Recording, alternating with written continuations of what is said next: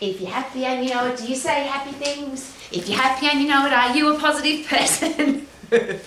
Always singing happy songs. I'm in the music group. Here's a great question. If people were talking about you behind your back, what would you like them to say? Would you like them to say that you're a nasty, horrible, criticising, gossiping, thief, liar, cheat? Or would you like them to say that you're a really nice person who can be respected? And I'm not sure of the answer to that because I don't know you. But a very long time ago, I went through the process of, Rowie, what do you want your reputation to be? And I came up with the words tough and fair, positive, stylish, disciplined and professional. And that's the kind of person I wanted to be. So it's an interesting question because we live in a world now where there seems to be a lot of nasty, criticising, gossiping. I have an opinion, you have to believe my opinion, and I'm going to force my opinion on you, and we're going to have an argument, or it's going to be aggressive. And does that have a lot to do with social media or the fact that you can hide behind a screen?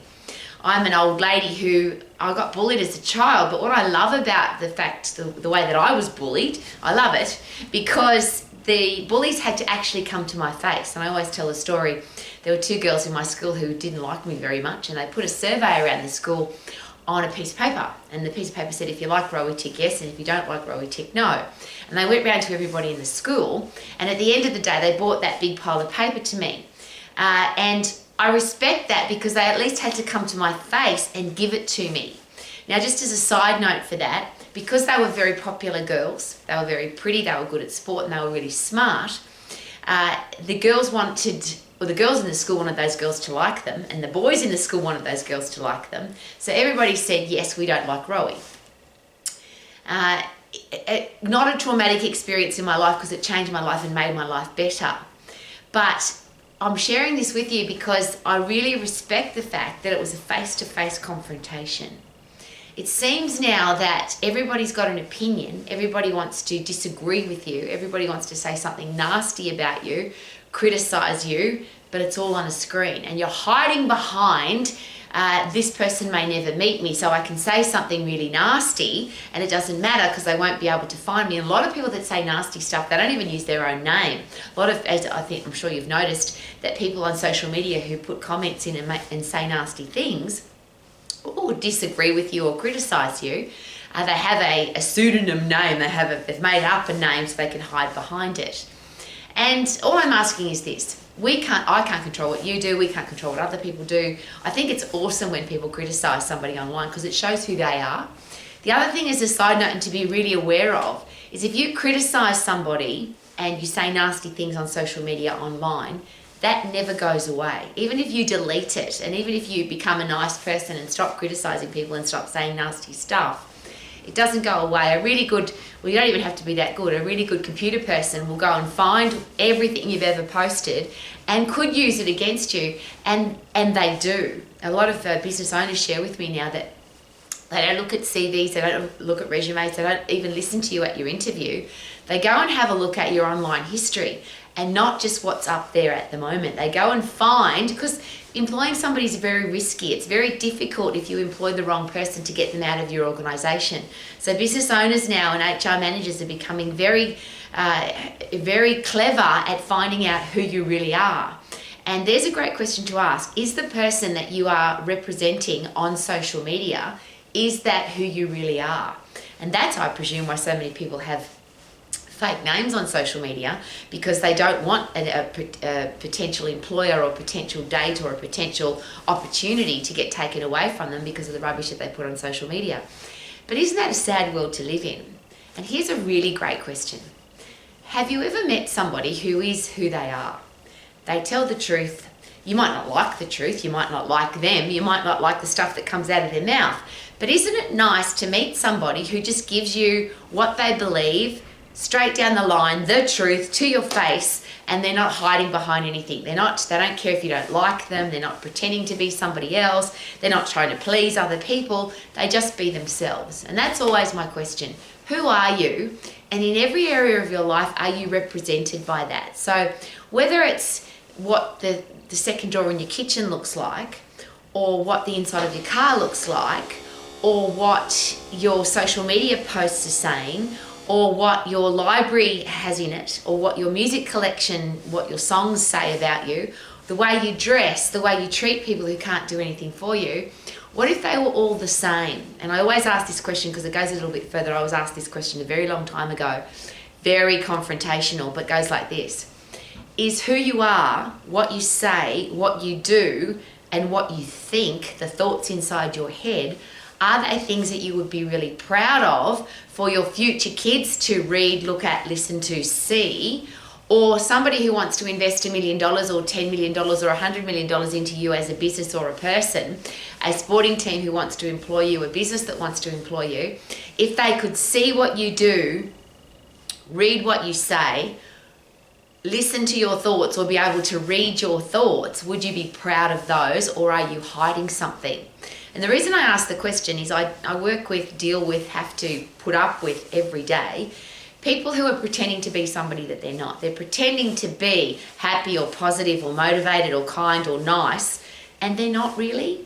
And their actions prove that they're not really, because if something bad happens, they get angry or they get depressed or they get miserable or they yell and scream, or their character changes depending on what's going on in the world. And that's my really important question. Who you are, shouldn't that be who you are all of the time? Whether it's raining or cold, or you're hungry or tired, or your clothes don't fit, or somebody's being horrible to you on social media, or somebody's being horrible to you, wouldn't it be nice if you were just the same person all of the time? That lady is tough and fair, positive, stylish, disciplined and professional. That guy is who he is. That's what you see is what you get. Isn't that a great reputation? What you see is what you get. The other thing that's really interesting at our household is, of course, I'm married to a man who's a martial artist, and he knows how to fight. And the thing that I love, and I love the fact that he's a martial artist, and I love that he fights. What I really love about fighting and martial arts as a sport is it's the real deal. You can't hide. If you're in the ring and there's two people in the ring, one of them's going to win and one of them's going to lose. One of them's going to, well, you both are going to get punched or kicked or hurt. There's a great philosophy in martial arts, though, is to hit and not get hit, but that doesn't always happen. But it's really honest. You can't hide. You can't even, in a team sport, if you're having a bad day, your team players might pick up your slack for you. Or the reverse, if there's somebody in your team who's being slack, you might have to pick up their slack for them. But when it's just you in a martial art, on the ring, on the mat, in the cage, there's two people, and one of them's going to win and one of them's going to lose, and it's going to be for real. And I wish life was more like that, and it seems that with social media it's become less like that. We can be nasty and mean and horrible behind a screen without having to be confrontational. If you don't like somebody, here's a great question. Do you have to tell them? Do you have to be mean and nasty? If you disagree with somebody on social media, what's the point? And I'll ask this is my last question. If you disagree with somebody and you want them to have the same opinion as yours, my first question is why? And my second question is, if you really want them to come to your side, so in what I do every day with exercise and food, if you really want people to believe what you believe is true, so the way you exercise and what you eat and what your philosophies are on health and fitness and well-being, if you really want them to listen to you, is the ultimate way to do that by attacking what they believe, by saying nasty things about what they have said on social media? And I ask that question because a lot of my students at the Max International Colleges, they are now afraid to even share with the world how to get healthy, fit and strong, because when they share something, the world attacks them. Oh, that's not true, that's not, you should be a carnivore, not a vegan vegetarian, or you should do 3 sets of 10, not 5 sets of 8. You should walk 15,000 steps, not 10,000. And there's all these arguments all the time. Why? Why do we need to get our point across? And if we do need to get our point across, wouldn't it be much easier to not have an argument about it, not to be angry or nasty or criticize somebody? What if we have a decent conversation? And here's a beautiful thing to consider. At the end of your day, wouldn't it be nice to have added value to somebody's life, not taken value away?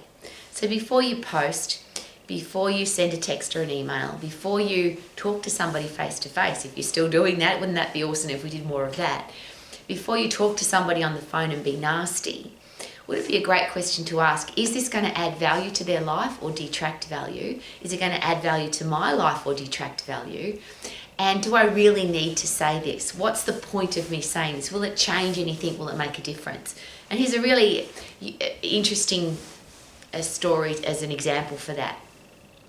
K-Man was going to compete in a World Cup martial arts taekwondo competition, and he had a busted shoulder, a very painful shoulder, and he was rehabbing his shoulder, but he wanted to go and fight at the World Cup, and he's a guy that will suck up the pain and go and fight anyway. But before he went and got some medical advice. He had some x-rays done and some scans done, but the results didn't come back before he left to go to the World Cup. And it was really interesting because I bumped into the person who got the results for the scan for his shoulder. And she shared with me, I was just about to call K-Man, he was on his way to a foreign country, to tell him that he's got a broken shoulder. He's actually got a crack in his shoulder, it's broken. And I said, please don't share that with him until he gets back from the World Cup. He's gone to the World Cup. You telling him that can't add any value to the competition. It's not going to stop him from fighting, but it could put some form of information into his head that's not going to add value. It's not going to change anything if you don't tell him. If you do tell him, it might have a negative effect on his headspace. Now, K-Man's not that kind of a guy, but he didn't need to know that. He was already on the plane, he was already gone. And I'm sharing that with you because I'm very aware that when I open my mouth, I wanted to add value. How about you? I don't want to take value out of people's lives. I don't want to make people feel bad. I don't want to hurt people. I don't want to put negativity into somebody's life. I don't want that reputation. How about you? How about we add value rather than detract value? And how about we live our life to the max and live the example for other people that you can be a happy, healthy, fit, strong human being that's got a career or business that you love. You can be financially free. You can have great people in your life because you choose to. That's what Romax is all about. Thanks for coming. Live your life to the max. Super duper doo. How are you? Living my life to the max. Being nice and kind and lovely. Woohoo!